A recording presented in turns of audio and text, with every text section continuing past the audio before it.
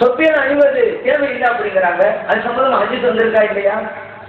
ஹதீஸ் இருக்கான்னு நிறைய ஹதீஸ் இருக்கு சொல்ற பின்னால.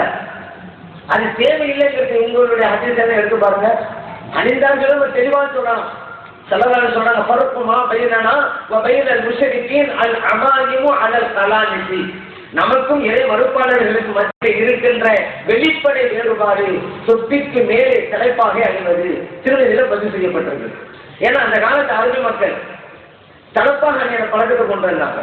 ஏன்னா அங்க அடிக்கிற வெயில் அப்படி. இப்ப கூட ராஜஸ்தான் மாநிலத்துக்கு போனா தெரியும், அங்குள்ள மக்கள்லாம் எல்லா மக்களும் இஸ்லாமில் அல்லாதவர்கள்லாம் என்ன செய்வாங்க, தலைப்பாக. அந்த நாட்டு கலாச்சாரம் அது. ஏன்னா ஒரு நாட்டினுடைய அந்த உடை அமைப்பு அந்த தட்பவெப்ப நிலைக்கு தோதுவாதான் அமைப்பு.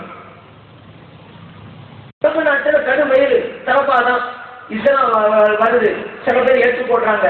இஸ்லாத்தை ஏற்றுக்கொள்ளாதவர்களும் தலைப்பா, இஸ்லாத்தை ஏற்றுக்கொண்டவர்களும் தலைப்பார்கள். அப்ப தலைவாசம் பார்க்கிறாங்க, வேறுபாடு வேண்டும்.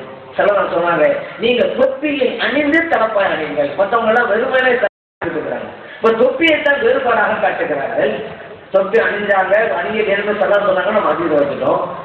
இன்னொரு கட்டத்தில் செலவாக சொன்னாங்க, இறைவனுக்காக தன்னுடைய உயிரை அர்ப்பணித்த தியாகிக்கு இறைவன் மிகப்பெரிய தரஜாவை வழங்குவான் மறுமையில. மக்கள் எல்லாம் தன்னுடைய தலையை உயர்த்தித்தான் பார்ப்பார்கள், அவ்வளவு உயர்ந்த அந்தஸ்தில் இருப்பார்கள். அப்படி சொல்லிட்டு செஞ்சு காட்டிக்கிறாங்க சல்லல்லாஹு அவர்கள். இப்படித்தான் உயர்த்தி காட்டினார்கள். ஹத்தா வகாத்த கலந்துவதுஹு, அவர்கள் அணிந்திருந்த தொப்பி கீழே விழுந்தது. திருநீரில தான் அந்த அதிகம் பதிவு செய்யப்பட்டது. தொப்பி அணிய வேண்டும் என்பதுக்கு நம்ம அதிகம் வச்சுட்டோம். அணிய கூட அவங்கள அதிச கேளுங்க, என்ன ஆதம் கேளுங்களேன். அவங்க சொல்ற ஒரு அதிசு சல்லல்லாஹு அவர்கள் மற்ற நபைகளை ஏற்றுதான் இருந்தார்கள். ஆயிஷா சித்திகா ரலியல்லாஹு அன்ஹா அவங்களுடைய வீட்டுக்குள்ள தலையை காட்டி தலை சீவ சொன்னார்கள். ஆமா, தலை சீவ சொன்னாங்க. தலை சீவும் போது தொட்டு போட்டுக்கணும்னு யார் சொன்னது? தலை சீவும் போது தொப்பியை கட்டி தானே இருப்பாங்க. இதை போய் தொப்பி போடாம இருந்தாங்க அப்படிங்கிற ஆதாரம் காட்டலாமா? எந்த ஆளுங்க தொப்பியை போட்டுக்கிட்டே செய்வாங்க? ஆதாரம் காட்டுறது. இன்னொன்று, ஒரு தடவை தொழுகை வந்தார்கள், குளித்து விட்டு உடனே வந்தார்கள். தலையிலிருந்து தண்ணீர் சொட்டு சொட்டா வழிந்தது. சொட்டு சொட்டா வழியட்டுமே, தொப்பி அணியாம வந்தாங்க. அந்த அதிசயம் இருக்குதா?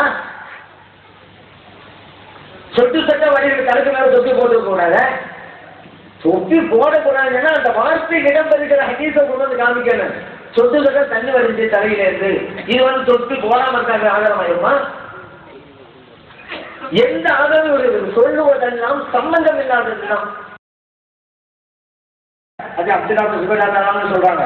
ஸல்லல்லாஹு அவர்கள் கான ரசூலுல்லாஹி ஸல்லல்லாஹு அலைஹி வஸல்லம் யுஷீரு பிஇஸ்பஹிஹி இதா தஆ. ஸல்லல்லாஹு அவர்கள் துஆ செய்யும் பொழுது அந்த விரலை கொண்டு சமிக்கை செய்வார்கள். வலா யுஹர்ரிகுஹா, அசைத்துக் கொண்டிருக்க மாட்டார்கள். அபூதாவுல இருக்கு, தெளிவா வருது. அசைக்கல, அசைச்சுக்கிட்டே இல்லை, இஷாரா தான். அப்போ அசைச்சுக்கிட்டே இன்னொரு அதிசயம் இருக்க, அது ஒவ்வொரு தொழுகையிலும் நடந்தது பற்றி சொல்லப்பட்டது. நம்ம சமைக்க செய்தாலும் அசைத்துத்தான் ஆக வேண்டும். அசைக்காம இருந்தால் சமைக்க செய்ய முடியாது. இப்படி வரல, அசைச்சாதான் சமைக்க வரும். அந்த அசைவு அசைச்சுக்கிட்டே இருக்க அர்த்தம் அல்ல. இந்த விளக்கத்தை நான் சொல்லவில்லை. இந்த ஹதீஸை கொண்டு வர்றாங்கல்ல வஹாபிகள் தான், அந்த ஹதீஸ் பைஹக்கியில் இருக்குது. பைஹக்கியிலே கிதாபிலே அந்த இமாமே எழுதி வச்சிருக்கிறாங்க. அந்த ஹதீஸுக்கு கீழேயே உங்க ஹதீஸோட தான் வந்துக்கூடாது, கீழோட படிக்கிறது இல்லை. பைக்குமா அந்த கீழே இருக்கிறாங்க. அல் முராது தஹரீகி, இந்த ஹதீஸிலே தஹரீக் அசைத்தல் என்பதுடைய பொருள் அல் இஷாரத்து பிஹா, சமிக்கை என்பதுதான். லா தக்ரீரு தஹரீகஹா, அசைத்துக்கொண்டே இருத்தல் என்பதல்ல. இதை ஹதீஸை பதிவு செய்த இமாம் அவர்களே விளக்கம் கொடுத்திருக்கிறார்.